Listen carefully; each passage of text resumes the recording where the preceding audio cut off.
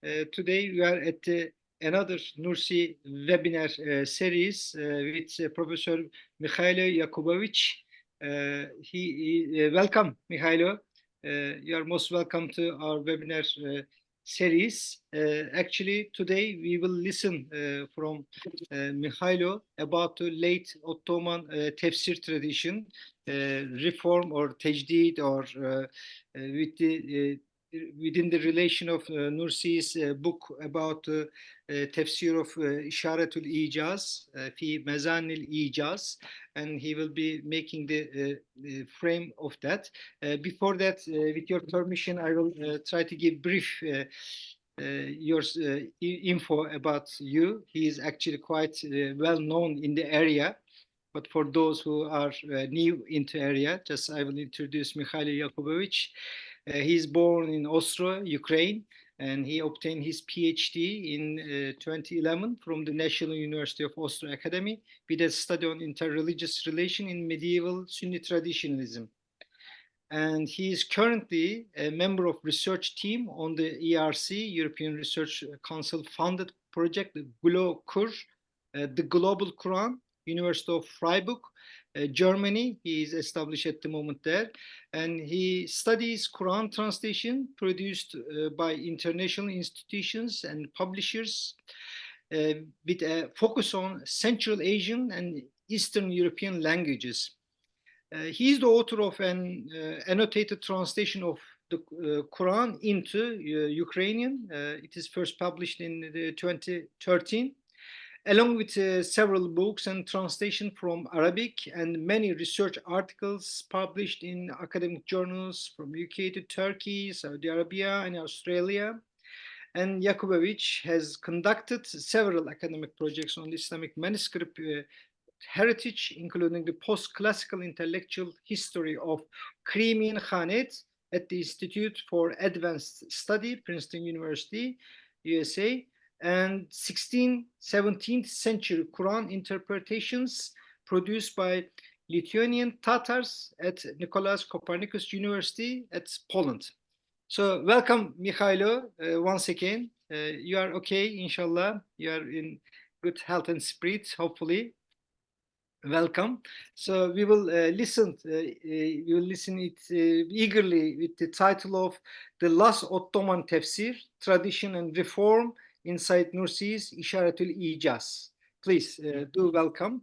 As much as you like, half an hour, 40 minutes, however you like to continue. Please do welcome. Thank you so much for the introduction, for the invitation. Assalamu alaikum wa rahmatullah to everyone. And the topic I'm going to address today, of course, is not a new one for most of you, the people who are interested in Nursi studies for a long period of time. But I will try to underline some of the hints, some of the points addressed very rarely or completely neglected in modern studies. So my topic is, I will start my share screen now. I hope you see that, yes. So I'm talking about the last Ottoman Tafsir tradition and reform inside Nursi İşaretü'l-İ'caz. So, of course, this work doesn't need any kind of a big introduction. For most of you, you already know that. Probably some of you work with that on a very frequent basis, referring to that work and so on. Just I would like to emphasize a couple of interesting things about that. First of all, this interpretation has been written from 1916 to 1917, actually, somewhere around the end of the First World War. Before the side Nursi appeared to be captured and being a prisoner of war in Russian Empire. Also, he wrote this book in Arabic, which is not surprise because most of the tafsir, the Quranic interpretation in the Ottoman time, were written in Arabic language. Even we are talking about tafsirs like Ismail Haqqi, or we are talking about Abu Sa'ud Effendi, the earlier periods, they were written in Arabic. Of course, the translation into the Turkey or the Ottoman language, the translations were available, they were frequently used, referred, and so on, but the language of the Quran and the language of the tafsir remained the Arabic mostly. The second point is that his brother Abdulmajid Nursi later translated it into the Ottoman language, and this version actually works as the most referred today. It's the most popular. So I see that the Turkish version is more popular than the Arabic one. But there are very slight differences in that related to the problem of translation existing everywhere. But what's also important that later in his Risale in Nursi says us that he never came back to the Arabic version after actually this translation into the Turkish language, because he says, I wrote it in a kind of lisan-e-hal, I mean some spiritual state he's writing and talking about, like he completed it in one inspirational stream and never coming back to it in order not to disturb this state. So like read it, take it or leave it, like that tafsir is as it is in Arabic with all its benefits and shortcomings, despite the Turkish version has been little bit amended after Mass in order to be more popularly available to the readers.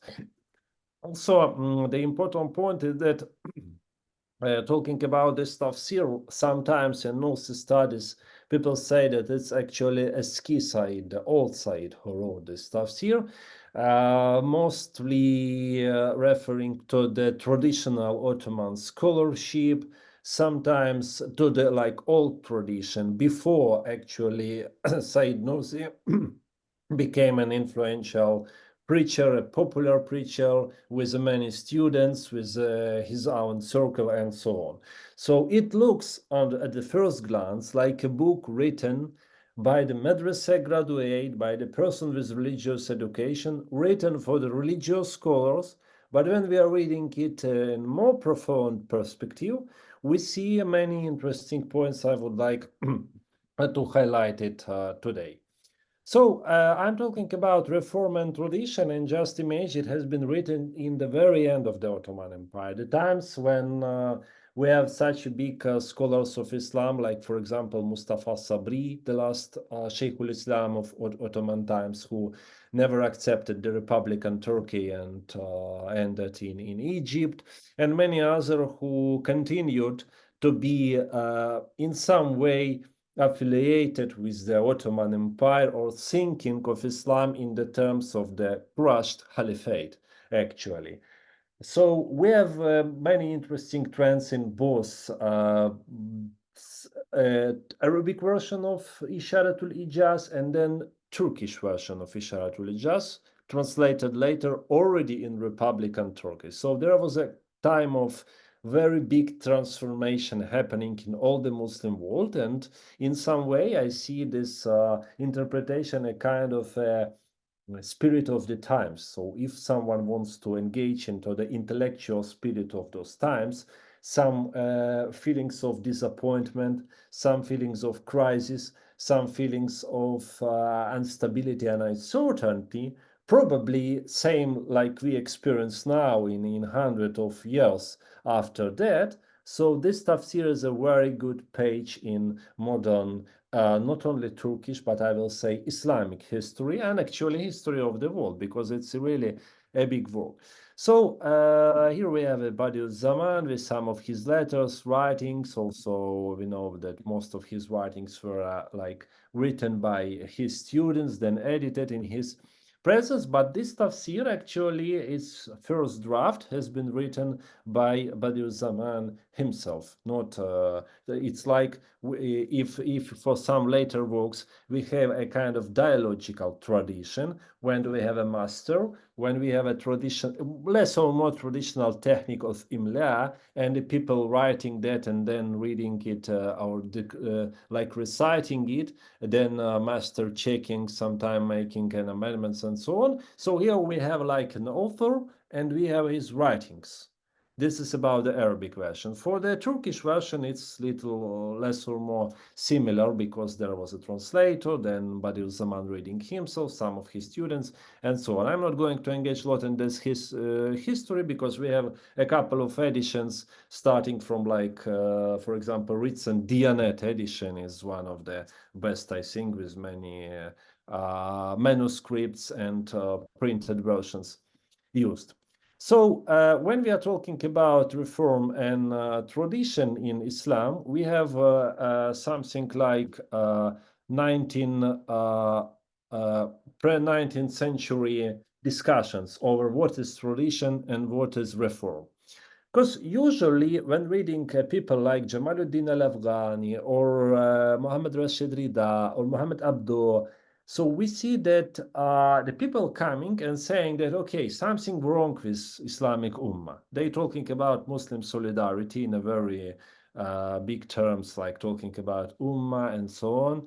Then saying that we need some kind of reform, be it Islah or be it Tajdeed, and that we need something new for the Muslim communities because of the colonization, because of the domination of the West, because of the absence of what is supposed to be a progress in societies and so on. But before the 19th century, of course, when we are looking at the traditional Muslim scholarship, we can find some of the elements, for example, in a discussion between Qadis and Sufis in the Ottoman Empire, when Qadis criticized some of the Sufi practices, talking that it leads to a big problem in society. Also, we see a classical dichotomy of al-aql wal-naql, starting from the times of al-Kindi in Falsafa, and at the very end we have Ibn Taymiyyah with Darut Tarud al-Aql wal-Naql, his famous work. But after 19th century, after all those reforms coming on the mostly colonized Muslim world, we have notions of Islah, Tajdeed, and of course the idea of miras, the tradition from the past, and until the very end of the 20th century, when the people coming like Muhammad Abel al-Jabiri from Maghrib saying that we need to break actually with Turath, he says, with miras, with this tradition. We need to make an epistemological break with this tradition in order to start a kind of kalamul jadid and so on. When we are looking at a tafsir by Badi'u Zaman, we can compare his ideas actually on all that with his contemporaries, because he was not the first one at the time who started to contemplate in a new modern terms over the Quranic text and over the new approaches to it. So how to read the Quran from the perspective of contemporary writer or contemporary reader on the very beginning of the 20th century, and not from the traditional madrasa perspectives. Because for traditional madrasa perspectives, we still had like Tafsir al-Baydawi, Tafsir al-Zamakhshari, Fathul Kabir lil-Fahr al-Razi, and the numerous glosses, Hawashi over all that. Like we see 16th, 17th, 18th century, every Ottoman writer, mostly every Ottoman scholar, was writing something like a Hashia ala Tafsir al-Baydawi. In most of the biographies we see there were hundreds of Hawashi written over this and that. Why? Because it was like a kind of his own scholar's contribution to the madrasa tradition. So we have people who actually started to work over the translations and interpretations of the Quran in Turkish and Ottoman, or already Turkish language, because we cannot talk about, for example, Hamdi Yazir al-Malili translation as the Ottoman. It's already Turkish language. Yeah. So we have people translating the Quran in the age of nationalism, translating it with the support of the state, as it happens with Mehmed Akif Ersoy or Hamdi Yazir al-Malili, the translation edited many times. But in some way this is a translation, but in some way it's interpretation as well. So we have a couple of authors talking about many issues of modernity in this or that, more traditional, like in the case of Hamdi Yazir al-Malili with the traditional scholarship, or Mehmed Akif Ersoy. What was new actually that they probably introduced the nationalistic readings of the Quran. That actually al-Malili says that Quran can be translated and we can do that. The terjumah is a quite normal term for all that. Then they developed the idea of Quran Meali, actually popular in Turkey until now, because every new translations of the Quran published, mostly they use the term Quran Meali, like the meanings of the Quran in Turkish or be any other language. So Talking about that, we see that there are also some other people, but when we are looking at the Badiüzzaman İşaretü'l-İ'caz, we can find a couple of things a little bit different from the people who tried to underline the rhetorics of the Quran and so on. First of all, we cannot find at his İşaretü'l-İ'caz in any kind of nationalistic narrative. I mean, he was before that. He was before that age, actually. Yeah, in some way, he was a son of his age as well as other people living in the time. He's also fighting for his country in the fronts of the First World War. But the point is that for him, the idea of like Turkization or some kind of domestication of the Quranic meaning was outside of his scope, actually. He was more interested to address the modern reader from the ideological and probably from the philosophical point of view.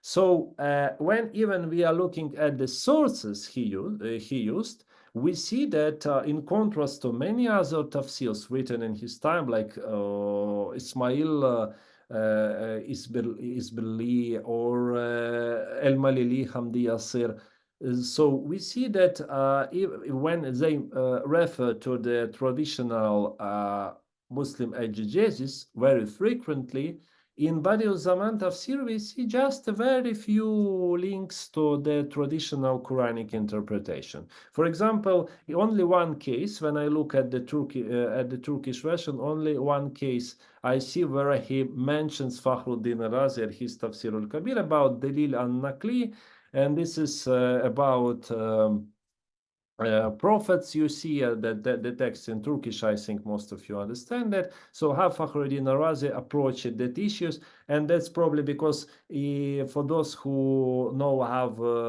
Tafsir of Fakhr Razi is written, there are a lot of al-wajh al-awwal, al-wajh al-thani, like the point number 1, number 2, number 3, the argument, the first argument of the third point. So it's very scholastic tafsir with a lot of interpretation, and especially with a big apprehension of balaga, I mean the rhetoric of the Quran. So that's why Fakhruddin Razi was one of the big sources of inspiration for Badiüzzaman. Also, Az-Zamakhshari, of course, the same point, because the Az-Zamakhshari is very known tafsir written from the point of language. But that doesn't mean that in other places he is not using other tafsirs. Of course, he got a traditional Muslim education in madrasa, and of course he mentions sometimes the traditional interpretation of the verses being enrooted in the tradition started from At-Tabari and ending with Al-Baydawi, as numerous interpretations. So we can find also traces of Muhyiddin Sheikh Zadeh Khashia al-Baydawi, or Sadi Chelebi Khashia, or At-Tibi al-Zamakhshari, and a lot of other Ottoman sources. But they are not so clear from his work. So like he uses them sometimes, like there is an option that like this is a tradition actually, but this is like a traditional principles of the Quranic interpretation. He never challenges seriously, because otherwise he would be outside of that tradition. But in reality, he proposes something, some kind of a new perspectives. I'm not talking about the new meanings, but I'm talking about new perspectives. So working over that, he uses a lot of other sources, also mentioning those people like Abdul Qadir al-Jurjani, Sirajuddin al-Saqaqi, very famous work, Miftah al-Ulum, one of the encyclopedias of the Ottoman knowledge. And of course, Sadaddin al-Taftazani, a polymath of the 15th century, the people writing and addressing a lot of things, mostly from maturity point of view. And in this regard, the Nursi remains quite a kind of a stronghold maturity thinker. I mean, the person who applies traditional maturity interpretations over some doctrinal stuff, but once again, his tafsir is not about that. It's not about one new outline of aqaid and their meaning. So what I'm talking about today is some of the cases I would like to address And on this case, I will show how actually he tries to use the rhetorical points and new techniques of interpretation he proposes in order to reinterpret the very established meanings. So, for example, we see that verses from Surah Al-Baqarah, just to remind, we have only 29 verses from Surah Al-Baqarah interpreted in his tafsir and the first 7 verses of Surah Al-Fatiha, but he mentions many other verses as well. And here we have the Ula'ika ala huda min rabbihim, those who are following the straight path from their God, or Huda we may translate as a guide, actually, as a right path. So numerous English translation propose different meaning. So we have a kind of analytical system here applied, like he tries to disintegrate the whole verse, looking at the particular elements and providing philological meanings, and then coming to some, I would like to say, not ideological or theological. If I would speak in Arabic today, there are probably going to be a term fiqri, I mean intellectual meanings, or the realistic meanings of some of the words. So we have this sentence with some of the grammatical categories here, and then what do we have in one of the questions actually provided here? As you see, the Turkish interpretation of the word Huda. So we have one of the interesting terms here, actually ikincisi hasıl bil masdardır. Hasıl in Arabic, because I was referring also to the Arabic test, he talks about masdar and hasil bil masdar. Have to differ between the huda in the meaning of masdar and have to differ between the hasil bil masdar. That's a very big and very interesting point. I actually have to interpret both terms in Turkish or in English, masdar and hasil bil masdar. That's a big problem. I'm more than sure that most of the Turkish readers reading about ikinci hasıl bil masdardır, most of them not for what does it mean by this hasıl masdar. If you will go to some mosque asking the people in Jamaat what does it mean, hasıl masdar, they will probably ask our imam, ask our sheikh what does it mean, and not everyone will answer what is hasıl bil masdar, because you need a good education not only in Arabic language for that, but also in Islamic theology, because this is the point where the philology means theology. So you can ask me how you would translate it into English or any other language. Actually, we are talking about the masdar as a very known, like infinitive, a very well-known grammatical term in Arabic. But also we can hasil bil masdar. It's like literally translating it as the result of this infinitive. What is really meant by this infinitive? Which form is applied by this infinitive to cover the relation between the cause and the effect.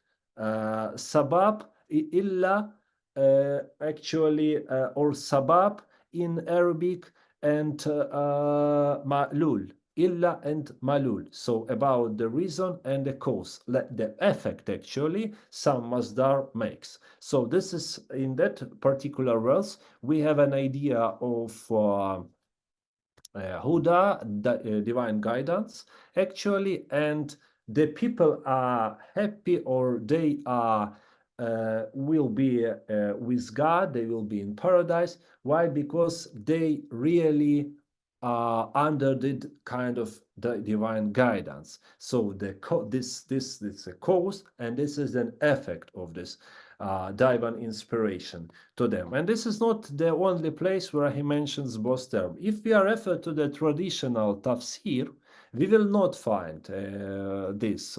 Usually I was looking at the tafsirs of Fakhruddin Razi, many other. So the only close meaning I see in Mahmud al-Alusi tafsir. You see the text in Arabic written in first half of the 19th century. And this is about the idea of kasb in Ash'ari theology, قصب والمكسوب. It also is like our action. How can we acquire the action, because all the actions created by God alone, and what do we have according to traditional Ash'ari position is only a qasb, because our ikhtiyar is actually a hal, it's not a thing created. This is how the freedom of will is moderated within the divine idea of predestination and so on. So this is a very interesting relations between all that, and we have Ma'nan Masdari and Hasil bil Masdar. So we have both terms used here, but actually this is more about theological discussion. But inside Nursi case, this is about the ethical discussion, because most of his tafsir is about the ethic, the akhlaq of the contemporary personality living in a period of a very turbulent crisis. So when we are talking about those encounters with modernity, before switching into that, I just will note that do we have in this particular example of the relation between both terms something new, or it is just a things revealed or just taken from the old tradition, from the typical madrasa scholarship over the Quran? And the answer is yes or no. Why? From the one point of view, yeah, we do have a traditional terminology, we do have a traditional distinctions of actions and so on.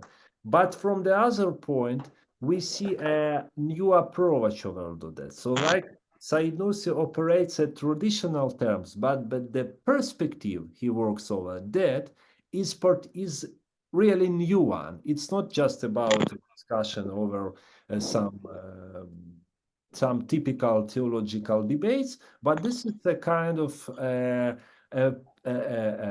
visionarity designated by the author in order to inspire his contemporary reader. So when we see this encounter with modernity, because he really differs from Mahmoud al-Alusi or other interpreters, of course, we see a kind of a new vocabulary used. In many other terms, we see this when he refers to the modernity. But just for the lack of time, I don't want to repeat all that.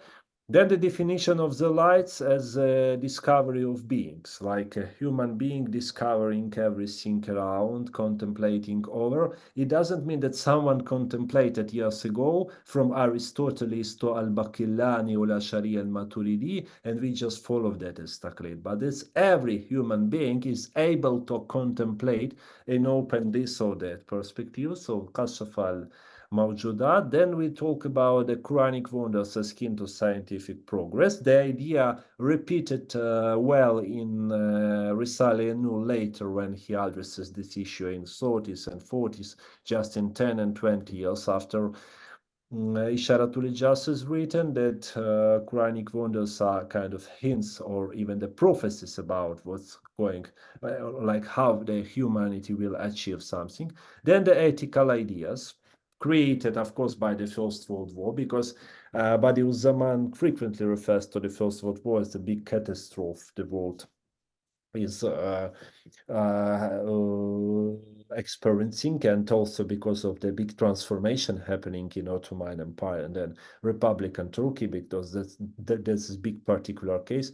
Also, the idea of the personal revelation. I mean, like he addresses his reader from the position of kind of a personalist, like talking to the brother, the talking to the friend, like you, not the person, just an ambiguous reader of madrasa or some unnamed reader who will read a manuscript in a years, but his contemporary reader, the person who lives in the same age and who probably can understand all the same. For him also he used sometimes the term world, and world in the meaning of alam, dunya, in a modern concept, because usually in the traditional Muslim philosophy we had a kaun. Yeah, there is al-alam, the term, sometimes used in Sufism and so on, but mostly al-kaun, al-mawjud, al-mawjudat, alam al-imkan and so on they used, or alam al-khudus, alam al-qawn al-fasad. and so on, that usually the world has the term alam has been used with a kind of a predicate, like talking about the world of the exemplary world, the perfect world, or vice versa, a world which is corrupted, al-alam al-fasad. But for him, the alam or dunya, it was about the world he lived in, actually, in a kind of a modern concept. So it's like he evolutionized from the traditional one to the modern, as far as I see from my own reflection on his vocabulary. And of course, the very important, the last point is about the explanation of inimitability, ijaz al-Quran for the secular mind. Because in 19th, 18th, and 17th centuries in the Ottoman Tafsir, the people were not caring so much. The scholars writing the Tafsirs were not much engaged in that discussion in order not to proving once again that Quran is a word of God. For them, it was like, okay, it's completely evident per se, because they lived in a state with Islam as a predominating religion, addressing students from madrasa. So the idea of fallibility of the Quran was something like understood in itself.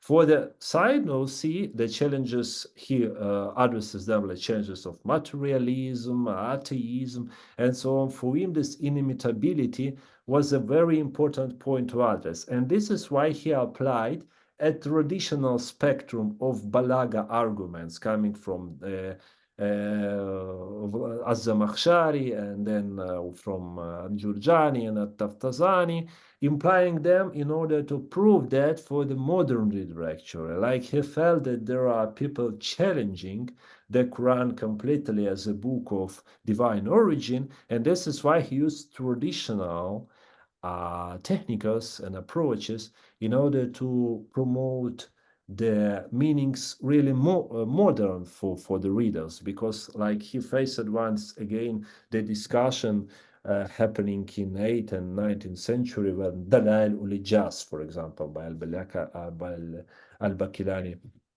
was written. So in order to draw some of conclusions from my talk, I would like to not to make some statements, but actually equations. So that's what how I reflect over that point. So who is the reader of this tafsir? That's very important.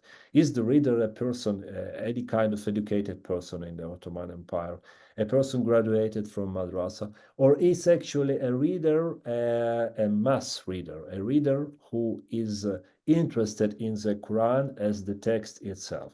So if for the Arabic version of the text we can doubt in that probably it was written in a kind of a restricted methodics, just talking about some scholars who are able to differ masdar from hasil al-masdar and so on, that for the Turkic version, actually the Turkish version, we see it's more popular, more simple, because I compared some of the translation, and more accessible to the broad audience. But that's happening later, just after he also started to write other treatises from Risale Eno.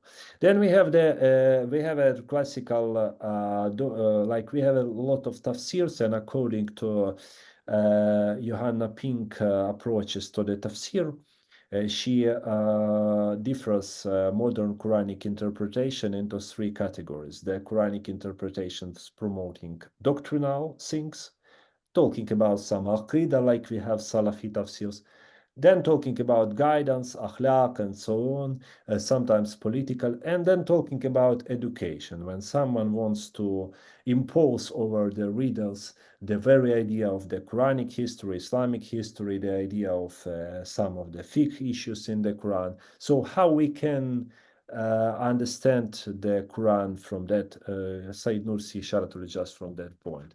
That's a big question, because in some way it's about doctrine also, in some way it's about guidance, in some way about education. So it stands as a unique monument of the late Ottoman and early Turkish Republican thinking. Then also about his methodology, is it a kind of particular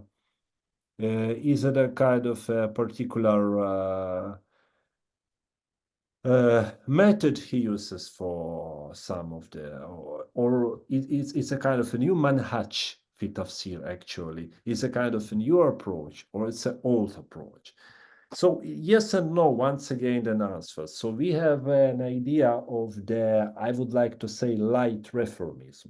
The reformism which starts not from the very political ends, but the reformism which starts from the ethical and ideological motives applied by Badiüzzaman in his work. And finally, the integration with Risale-i Nur compendium, it's really interesting to look at some of the particular verses, how they were interpreted, even the beginning of Surah Al-Baqarah in İşaretü'l-İ'caz, and later how he addresses that in the works written in for example, in 30s and 40s, and even some of the works like Khutbah Dimashqiyya written before that. So the development of Badiüzzaman thought over this and this interpretation of the particular verse of the Quran. And just to remind that, yes, we have just the very beginning of Surah Al-Baqarah in his interpretation, but he mentions verses from other surahs as well. So sometimes we see that his work actually is much more comprehensive that very, very partial tafsir of the selected verses of the Quran. We have enough of that written in 20th century. So that's probably the points why Badiüzzaman and his İşaretü'l-İ'caz interpretation is very interesting from the perspective of reform and traditional Muslim exegesis in the 20th century. And why actually this is why I can say that this is the last Ottoman Tafsir because of this traditionality, but at the same time is the first Republican Tafsir written the Republican not in nationalistic sense or in political sense, but in sense as a new world coming, new reality coming to the Turkey and the Muslim world at all, when many new issues rise over the Muslim communities to answer. Thank you so much for your attention, and I will be happy to answer your questions. Thank you.